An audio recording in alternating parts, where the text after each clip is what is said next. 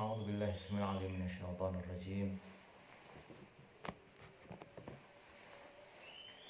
بسم الله الرحمن الرحيم وبه نستعين على أمور الدنيا والدين والصلاة والسلام على أشرف الأنبياء والمرسلين سيدنا وحبيبنا وشفيعنا وقرة أعيننا الذي سمي في السماء بأحمد وفي الأرض بأبي القاسم المصطفى محمد.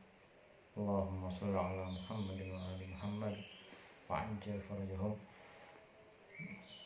وعلى آله الطيبين الطاهرين وأصحابه الميامين المنتجبين. بسم الله الرحمن الرحيم. اللهم كن لوليك وحجة من الحسن صلواتك عليه وعلى آبائه في هذه الساعة وفي كل ساعة وليا وحافظا وقائدا وناصرا ودليلا وعينا حتى تسكنه أرضك طوعا وتمتعه فيها طويلا برحمتك يا أرحم الراحمين. السلام عليكم ورحمة الله تعالى وبركاته. Ikhwani wa akhwati, pada pertemuan kedua ini, karena ini memang pertemuan hanya durasinya hanya pendek sekali, 10 menitan kurang lebih, maka saya berusaha untuk memadatkan isi dari pertemuan kita ini. Saya ulangi lagi bahwasanya pembahasan kita adalah mafahimuddin, bagaimana agama mendefinisikan segala sesuatu. Saat ini atau mungkin sudah sejak lama kita mengetahui bahwasanya ada orang yang beragama ini bahkan sering terpecah pemahaman, berbeda pemahaman, sangat runcing sekali, bahkan sampai berakibat saling bunuh dan lain sebagainya. Ternyata ketika diusut-usut, ujung pangkalnya hanya yang satu memahami agama seperti demikian dan yang lain berbeda dalam pemahamannya tentang agama tersebut. Kita melihat bahwasanya muslimin sendiri di lokal Indonesia saja, muslimin di Indonesia ini macam-macam wujudnya. Ada yang seperti alhasil berbeda-beda. Semuanya mengklaim dirinya sebagai seorang muslim yang bersyahadat, meyakini adanya Allah dan Nabi Muhammad adalah utusan Allah. Hanya itu. Tapi esensi keislaman mereka berbeda-beda. Ada yang memahami keislaman dengan ritual keagamaan saja. Ada yang memahami Islam atau keislaman dengan di samping ritual keagamaan, dia juga punya ideologi yang matang. Ada juga yang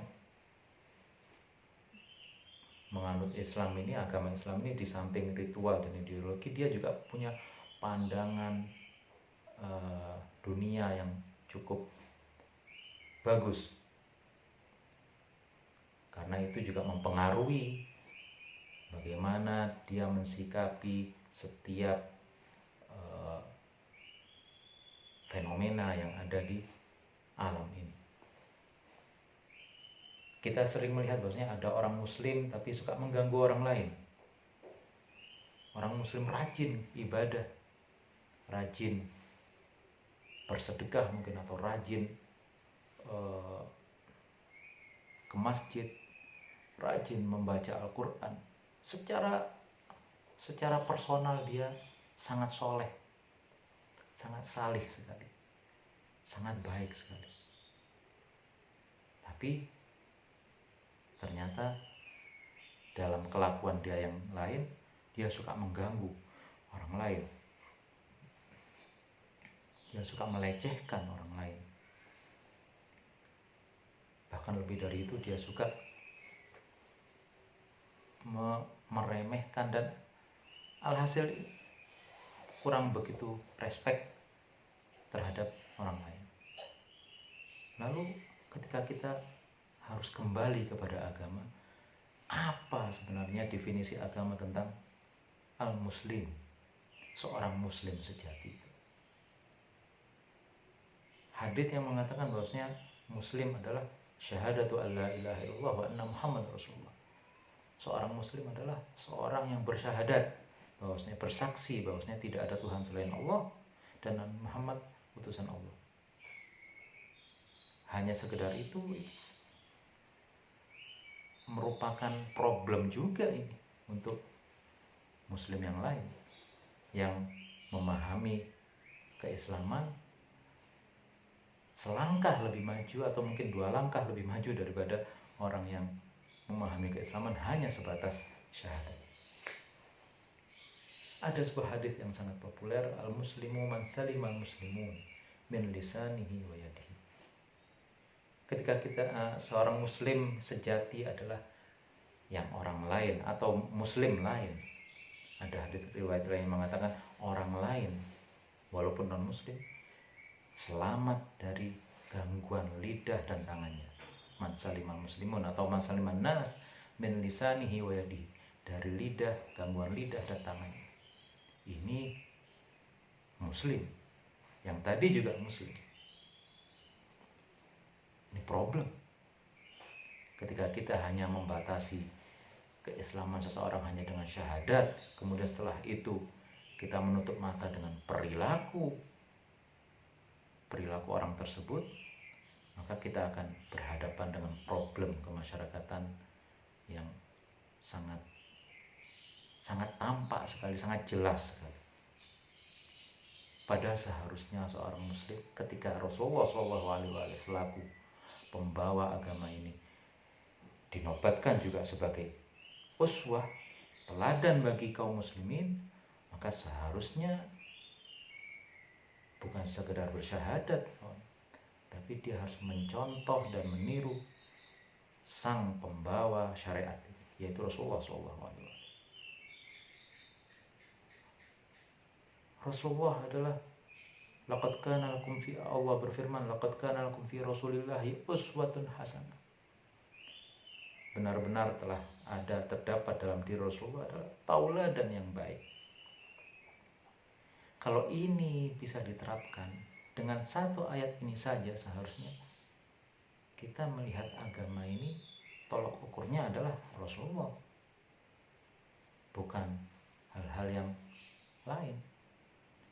Bagaimana sang pembawa syariat ini mengamalkan ajaran ini?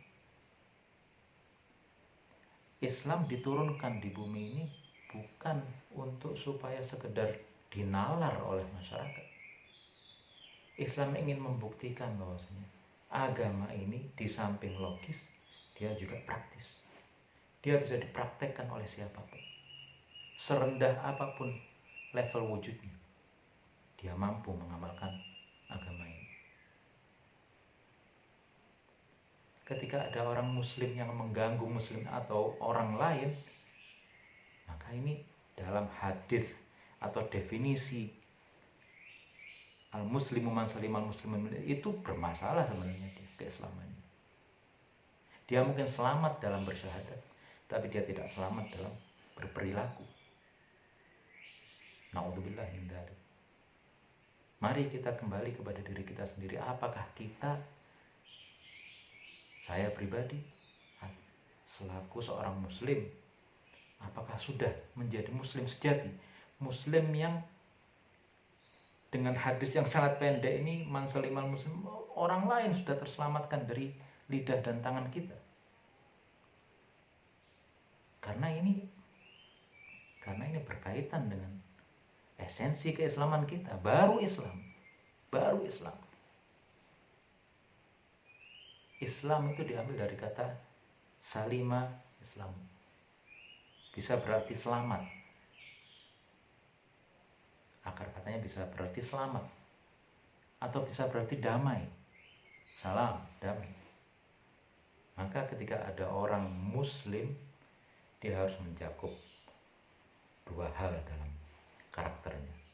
Di samping dia bersyahadat ya, dalam karakternya dia harus berperilaku penyelamat, dia bukan pengganggu. Dan yang kedua, dia harus menyebar kedamaian. Ketika ada seorang yang mengaku muslim, dengan hadis satu ini saja, ketika ada seorang yang mengaku muslim tapi dia menyebarkan teror, menyebarkan ketakutan di masyarakat, membuat masyarakat itu lari dari ajaran agama yang seharusnya mereka terima ini, maka dengan hadis ini perlu dipertanyakan keislamannya.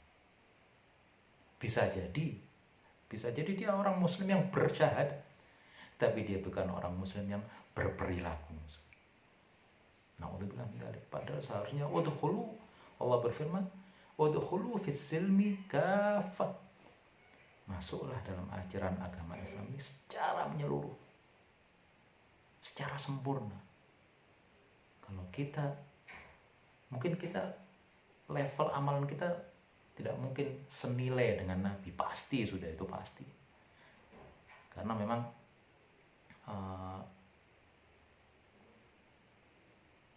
menjadi menyamai atau bahkan di bawah Nabi itu pun sudah sangat jauh. Bukan itu targetnya. Targetnya adalah bagaimana setiap level wujud manusia ini memiliki kesadaran penghambaan yang kuat kepada Tuhannya, memiliki kesadaran beragama. Agama ini maksudnya penghambaan kepada Tuhannya, menyerahkan diri. Islam juga berarti penyerahan diri. Taslim itu penyerahan diri.